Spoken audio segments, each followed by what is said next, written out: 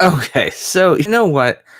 There's one problem when you're doing a live stream, you don't get the edit option. So this is a take two on episode 5. We'll call it episode 5.2. This is the one I'm leaving up. If you actually got to see the first one, it wasn't a big deal, but it was a stumble of words and it's a little silly and it's kind of, yeah, I don't want it there. We don't want that. But instead, we're going to go ahead and do take 2 and do it streamlined. Okay. So, as any of you may know already, the few of you who are watching, and hopefully over time this will become habitual, and I will do this through the history of the game. I am physically looking at every single magic card in the history of the game, thinking about how it applies to EDH, and deciding, just doing my hot take on old cards as they become older cards. So the primary goal is for me to help kind of bolster an encyclopedic knowledge of Magic the Gathering. It's something I want to do for myself just because there's a big gap in my knowledge pool of the game, and I need to fix that. So I'm going all the way beginning. We started in beta. We're up to the Circles of Protection, and we're going to talk about that. So Circle of Protection was always felt like a cop-out card in the 1990s for me. It was one of those things like somebody played this. It was like, oh, you just don't want to play Magic. You coward. The truth of the matter is the cards aren't the worst. There are better options for the effect you're trying to get out of them, but they're not the worst. And I was thinking about Circle of Protection was in the core sets for a long, long time. It was in a couple of the expansions, I think up until 9th edition. And COP, a Circle of Protection for each color. So you had Circle of Protection black, blue, green, red, and white. And the way it works is it's an enchantment. You pay 1 and a white, and you pay 1 to prevent damage from a source of the given color of the Circle of Protection. You have to pay that 1 colorless each time that it does damage to you as well. So let's say if somebody has a Pestilence in play, every time they use the ability of Pestilence, you have to pay 1 to prevent the damage. So it's not like you pay 1 and you prevent the damage from Pestilence altogether. You needed to pay for each time they paid 1 black. The card's okay. Like Maze of Ith is going to be better for the purposes of what it's doing. Although this does prevent damage from things like lightning. These will prevent damage from direct sources like lightning bolts or a card that's going to do damage to you, like a black spell that's going to do damage to you. It doesn't have to be a creature, but altogether they're okay. There are better options. I guess the best answer somewhat like a donation deck like Zedru the Great Heart is going to be a deck where you're donating things, and let's say you're donating a liability of a creature, but they're going to try and attack you with it. You can always have a Circle of Protection that's going to protect you from that creature and make it a liability to everyone else except you. That's the kind of thing you would use COP for. Interesting card, and not the most playable, but worth noting.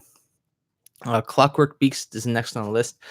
This is a 6-mana artifact creature. It's a 0/4 base power toughness, and it comes into play with 7+1/+0 counters.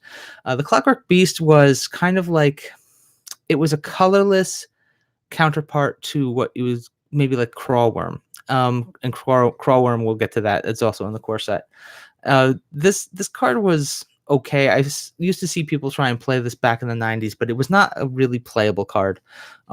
It slowly ground itself down to just being an 0/4 wall. And I mean, it could put some pressure on once it was actually in play, but ultimately it was never the strongest card. It doesn't see a lot of play in EDH. It's not something I would say you want to actually play, but it's a neat concept and kind of theme. So like it's not bad. The old version of this card, this is, if you have it, it's a fun card to like just for people to see it and see what it does. But ultimately there are lots of other things you can do much better work with for 6 mana. And this is just meh. I wouldn't prioritize this in EDH, but that's just me. Clone being the next one. Clone is a card that has had a lot of repeated reprints of its ability. And one thing to note about Clone, I went and looked it up on the Oracle text, but let's go ahead and look it up again. The Clone doesn't target creatures, and that's very relevant because I keep blanking on this, and I will, once we get in years from now when we actually get to Shadows over Innistrad, there is the clone creature, green black X, or the green blue creature with X in the casting cost, where it can copy anything on the field, but it doesn't target. And I learned this the hard way when I was playing one of my Progenitus decks, and they cast this creature and they cloned my Progenitus because it wasn't targeted. So clone does the same thing, and that's worth noting here. In the newer versions of the card, you've got, it says copy any clone. You may have clone enter the battlefield as a copy of any creature on the battlefield. So there are better versions of this, but this card itself is still good enough to be a filler. If you're building a deck, if you're kind of like brewing a concept and you want to practice with it and don't want to spend a whole lot of money getting this effect, you can find clones for very, very low cost. Like over here, you're seeing them for under 50 cents, and it's a rare card. So it's definitely worth picking up if you want to practice with the ability. But there are plenty of other things out there that are way better, and you want to use those instead of clone. So that's, I think clone is like an average kind of card. It's not the worst card. It's not the best card, but if you're fitting it into a clone strategy, this is definitely a good card. All right, so moving on here. Oh, wrong tab. Let's go. Clone Cockatrice. All right, so Cockatrice was a card that was printed many times. It showed itself in Time Spiral, where we're probably going to see the most clearest example of its rules text. This is the first version of Death Touch that we see in Magic the Gathering's history, but the wording was different. Whenever Cockatrice blocks or becomes blocked by a non-wall creature, destroy that creature at the end of combat. Now, nowadays, most people aren't playing walls unless they're playing like a Door in the Siege Tower deck or Arcades the Strategist deck. This was peculiar because it didn't have to do damage to actually get something to die. The most notable one was Thicket Basilisk with Lure. It was kind of like Mono Green's ultimate. It was their version of a Wrath of God. A Thicket Basilisk would attack and have to be blocked by everything by the opponent, and everything, including the Thicket Basilisk, would die. Basically, it was like a Wrath of God, but a very controlled Wrath of God, so your team wouldn't die, and that's why it was so powerful. Years later, they would create the keyword ability Death Touch, and it would require that the creature does damage to kill the creature, and that would make a difference.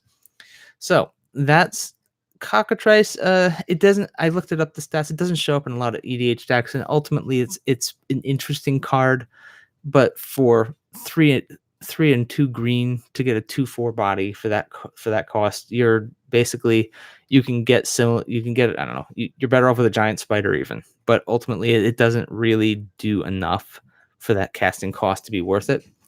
So it's an interesting card, but I would find something else to put into the deck.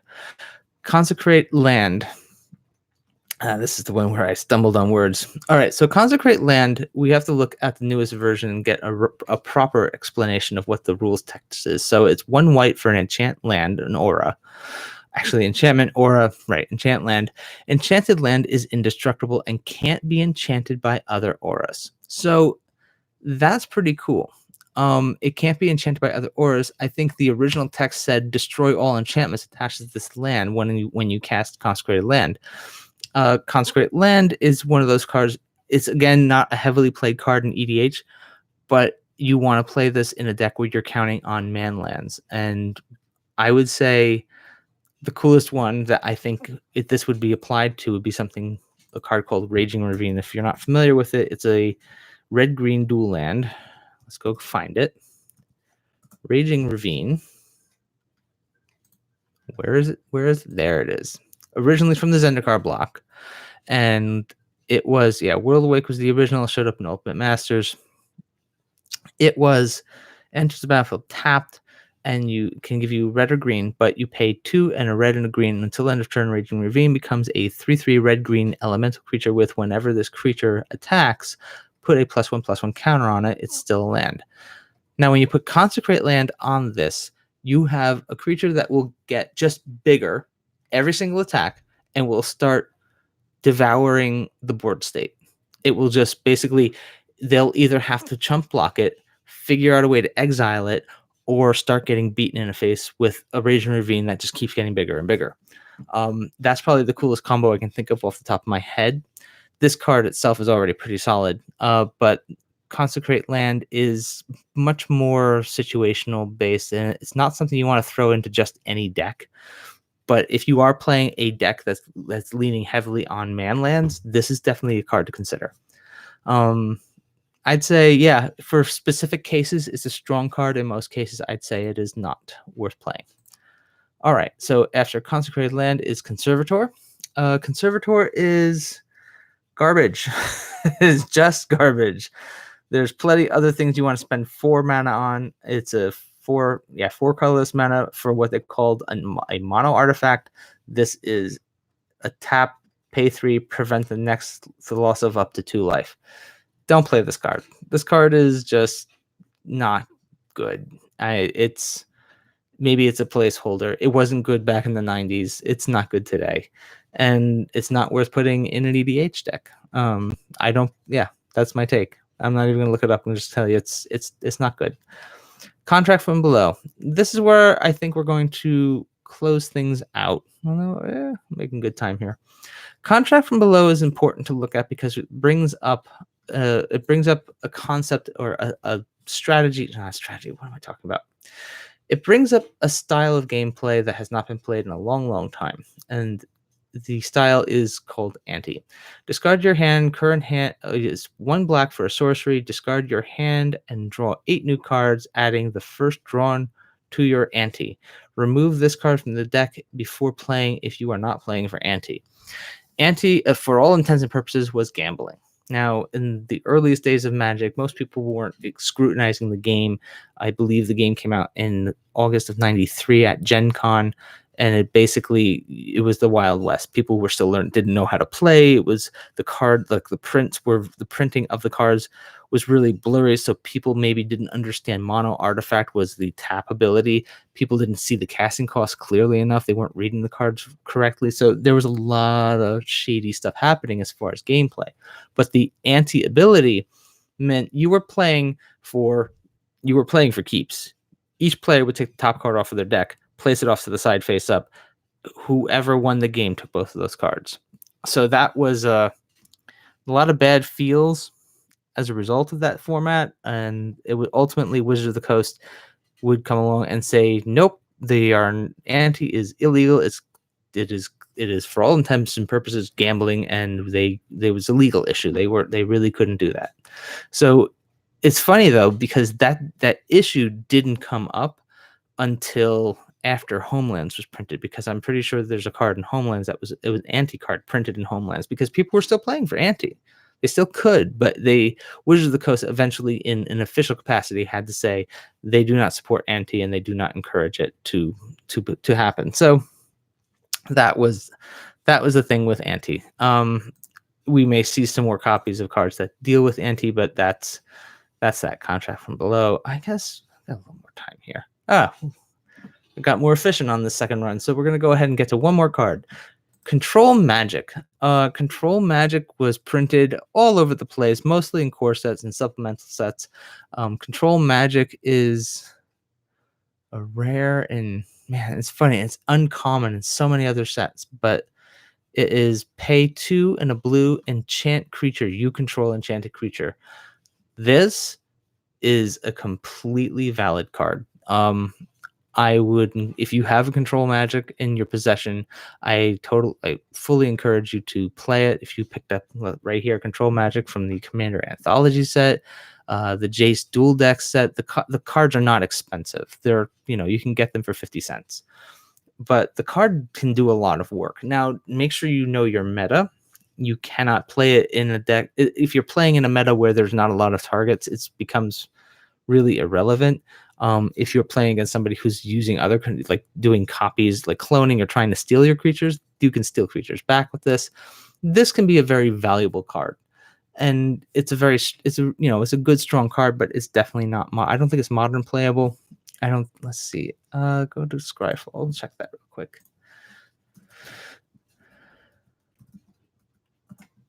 Yeah, Control Magic, right there.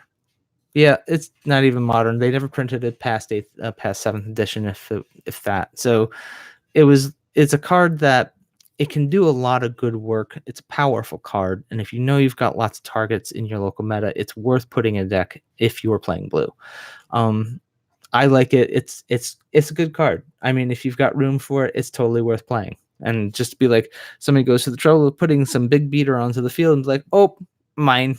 Yeah, that's some good stuff. All right, so I think we're going to wrap it up there. Thank you for joining us. I hope you enjoyed, and be sure to click the like button, subscribe, do all that good stuff. Leave me a comment if you have any questions, or you can find me on Twitter at Johnny Slivers. Feel free to drop a message there as well. Today we were leaning on so recap of what we go to for our websites. Up on the tabs here, I keep a couple of them just ready to go. I've got cardsphere.com for my list and pricing. I've got EDH Rec for stats and specs on cards in the format of EDH. I check in on MTG stocks if I'm looking to kind of explore what's going on in their price history. The Commander rules are available here at mtgcommander.net. We go to Cardsphere to double check our Oracle text, and then it has a lot of useful links to other websites, and usually we're just clicking into EDH Rec. And the wiki page here is just to go double check when we start getting into other expansions, looking at when sets were released. This is the page I'm going to. So there it is. That's the long and short of it. I hope you enjoyed. Again, have a great day. And until next time, may your top decks be epic.